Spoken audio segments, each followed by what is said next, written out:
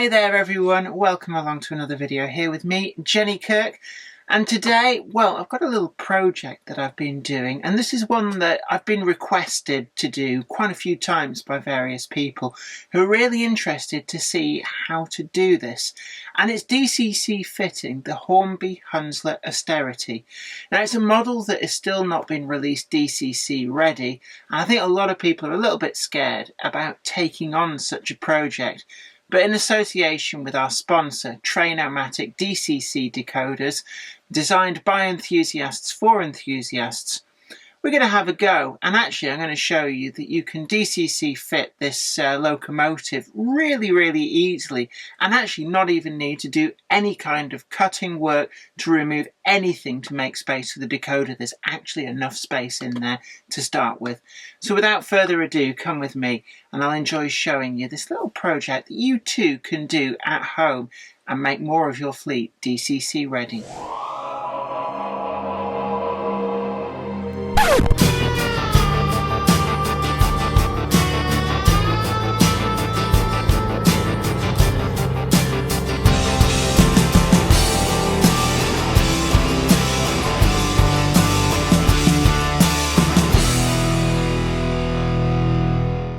So here we are, we've got the model that we're going to be converting. It's one of the Hornby Austerities 060.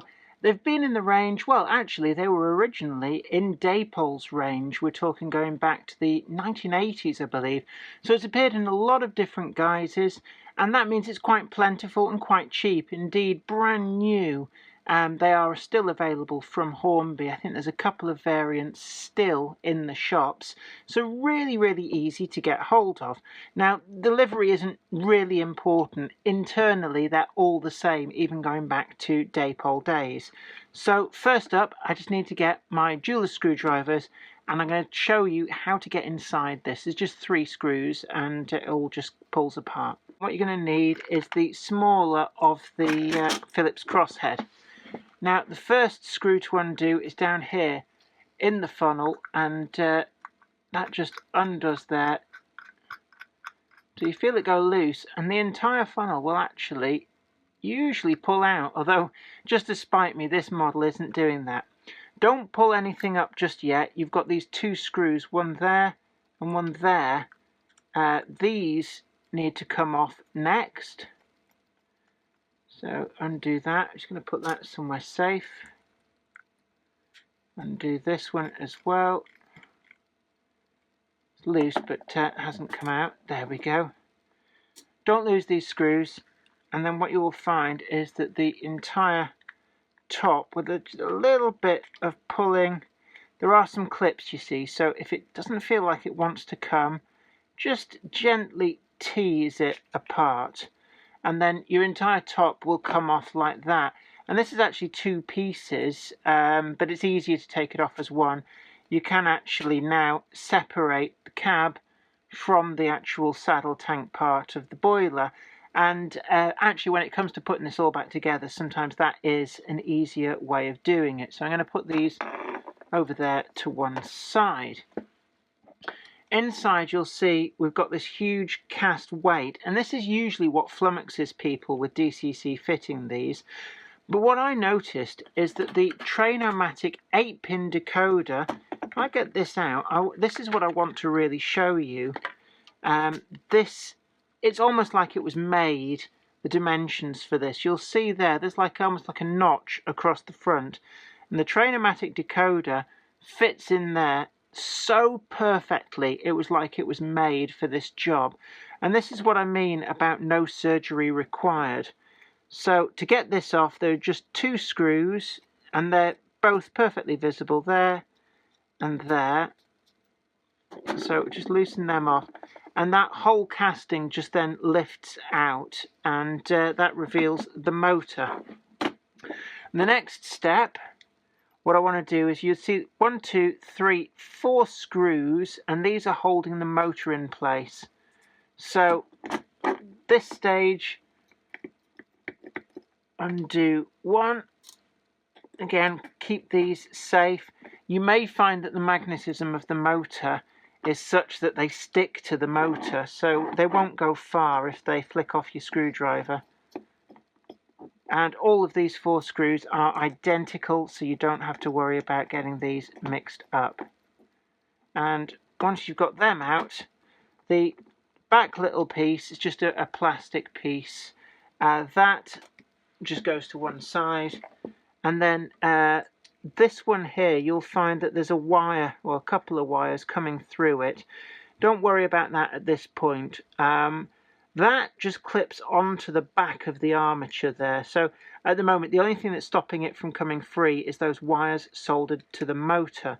And you'll see they're just all coming up from the pickups. And it's got wires to the back axle and then a couple of wires going down to between the front and middle axle. And once the motor is taken out, you'll see the entire chassis freewheels quite nicely. So at this stage, what I want to do is I need to remove the wires from the motor. So just melt that solder.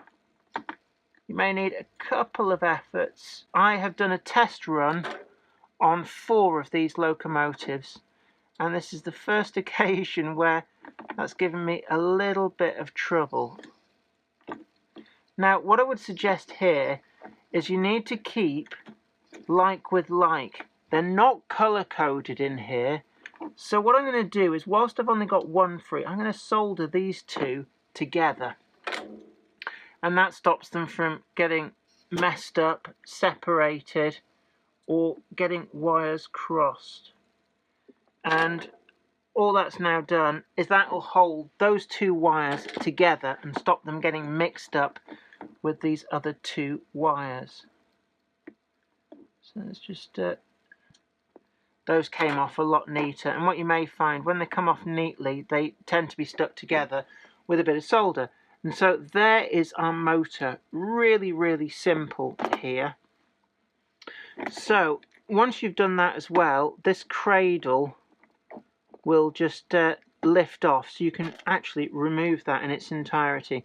And what you'll now have is you will have the left and right pickups firmly attached there, and this is where we can now start work on the decoder. And you can see that we've got our, well, it's actually 9 wires including that, don't bother with that. All we need are 4.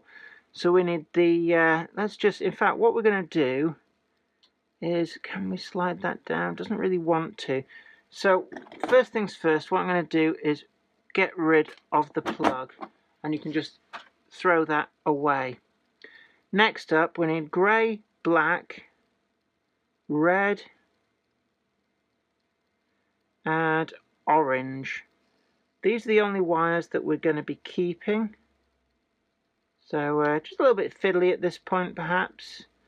All of the other wires we need to get rid of. So let's just snip those there. And again, oh, nice shot, got that straight in the bin. So what I'm going to do is, I really want to get this band off. They've got that on really tight. So I'm going to try and pull. Once you get one of these wires through and it's just split the, that's okay. So what I'm going to do, that's kind of dictated our length there a little bit. So orange and grey are just going to the motor. So these don't actually need to be all that long. We want a short grey as well. These are going to the motor. So I'm going to make that one a bit shorter as well. I'm going to just very carefully prepare the end of that wire. And it's going to just trim that back a little bit. You don't want it too long. What I need to do now is tin these wires. I've just got a piece of wood, and this is just to stop it from scorching this white board that I'm using. So I'm going to just very carefully, and people who've complained about my head coming into shot, if you've ever tried to do this and film it, you'll understand that actually it's quite tricky, and my eyesight is not what it used to be. So sometimes I have to get quite low down and end up being slightly in shot, simply so I can see what I'm doing. So all you kids out there, this joy awaits you in old age. When it does come, you'll be like, oh, that came in no time at all. Soldering iron cleanliness is quite key to a lot of this. Right, what I need to do now is I'm going to solder one of these to the bottom of this. So I'm going to solder orange to the bottom.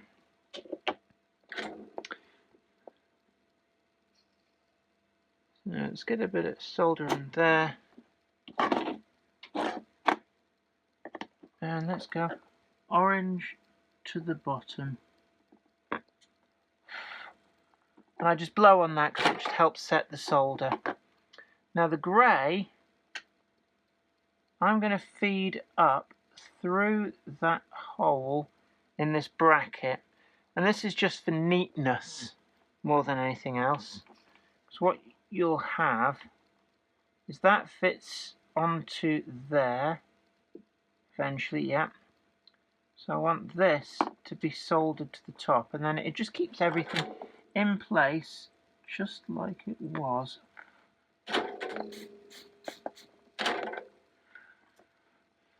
Right, so that starts us off. Let's just get rid of that to one side. And what I need to do now is red and black go to the track. They are a little bit, in fact, you know what, I'm just going to keep them long just because we can normally stuff a lot of this extra wire out of the way if we need to. So, now DCC, it doesn't really matter which way round these go. Ooh, that's gone a bit messy. I'm not the world's neatest of solderer. I'm not happy with that. Where it's pared the wire back a little bit, where the soldering iron melted it back. Let's just start again fresh. That's probably the easiest way of doing it. And if you don't want to strain your work, use a second pair of pliers just to hold the wire so you don't end up jerking your piece of work as well. So let's do that. The twist just stops all the little fibres from sticking out. Otherwise you end up with an end of wire that looks like it's had a bad hair day. Right, so we want these two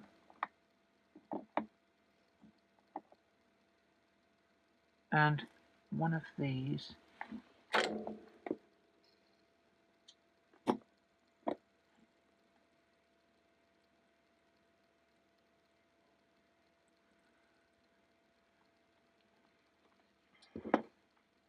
Let's just see. Can I pinch? Apparently, no matter what I do, it's alright. We'll see where we get to. You'll probably be a lot neater than me. Indeed, every single test one that I did was super neat. And then this one, because I'm filming it, such is the way, it's all gone a bit Pete Tong. Who incidentally, still on Radio 1, still, he is the man. He still has a sharp taste in dance music. He's down with the kids and he's down with the old fogies like me as well. I remember Pete Tong when he was young.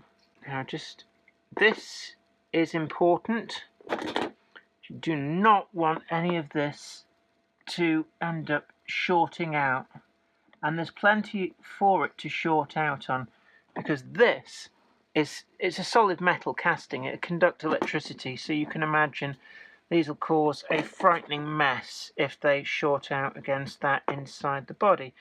So little snippets of electrical tape at this point. Let's get these in. It just protects that soldering. It's not the neatest of soldering, but it gets the job done. Right, next bit. What I want to do is Let's see now. That goes on there.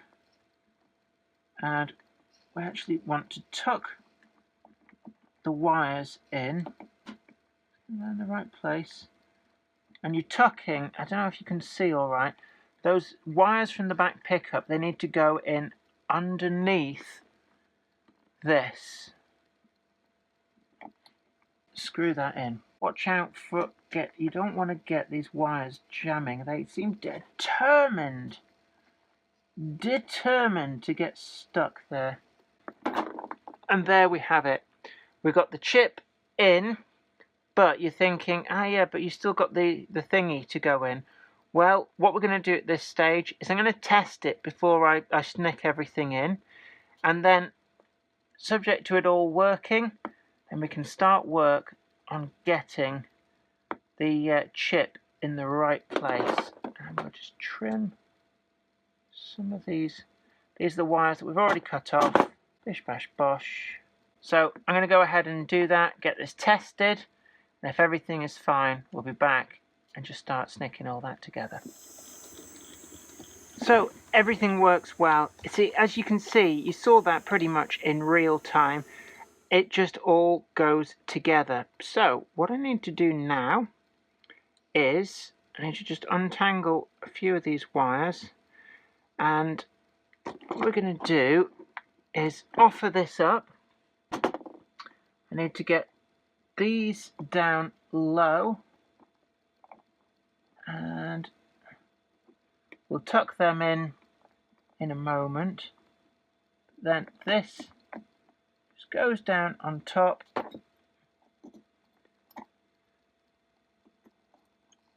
Get this screwed back in. Look to the side, you can see it's lying nice and flat. The decoder fits in there, and then we're just going to tidy up these wires. You can cut these shorter if you want, it's no big deal. I just put a twist on them, it helps keep them together, keep them neat. And then I just need to get them, in fact, I'm just going to use the larger flathead screwdriver and just try and tuck all these down in there. Just keep them out of the way. There we are.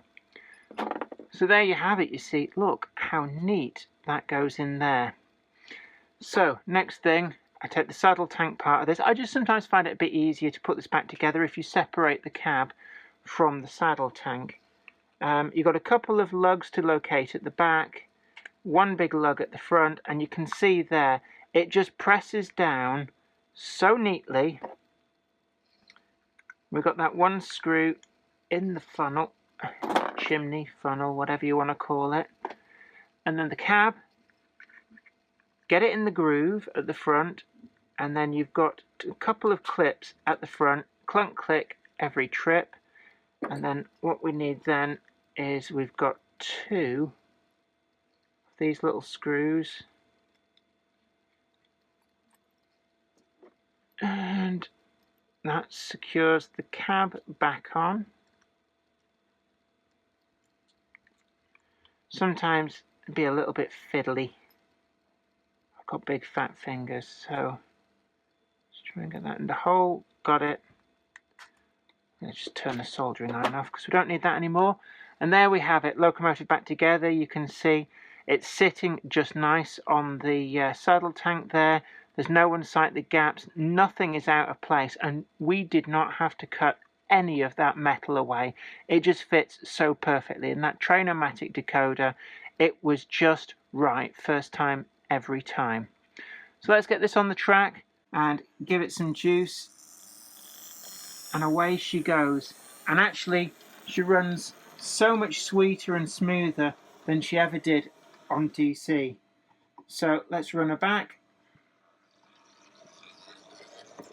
And actually we get some really good slow speed control as well. So we're getting it right down, and it's quite a smooth curve. So there you have it.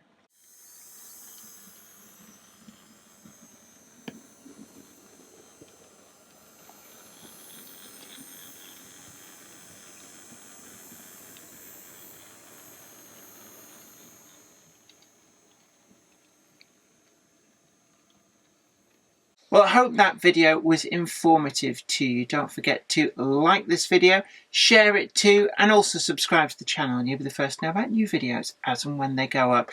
And also we've got a couple of affiliate links down below just to help you to find some of these Hornby Hunslet Austerities if you're thinking actually this project looks really good and you want to pick up a few more for your fleet. And also don't forget to check out the links that we've got to Trainomatic for the 8-pin decoder that we use today, and you can also pick those up through tramfabrique.nl, which is a UK stockist, so where they generally offer next day or 2-day delivery depending on what time of the day that you order your goodies. But you keep really good care of yourself, and we're going to get through this lockdown period together with some of these interesting projects to fill up the time and keep you interested in the hobby. But until next time, take really good care of yourself. Bye for now. Today's video is sponsored by Trainomatic, makers of DCC decoders designed to be fully compatible with every manufacturer's locomotive. Visit train-o-matic.com to browse the full range and see what they've got suitable for you. I'd like to send out a huge thanks to everybody who supports me on Patreon. And an extra special huge thanks goes out to Anthony Kidson, Michael Churchwood, Anthony Hunt, William Wade, Wayne Johns, Offshore Allen, oorail.co.uk, Tepic, Michael Lockie, Helen Sink, Peter Bolton, Brian Smith, and Brian and Dorothy Mudd. Thank you. Without you guys, I couldn't do this.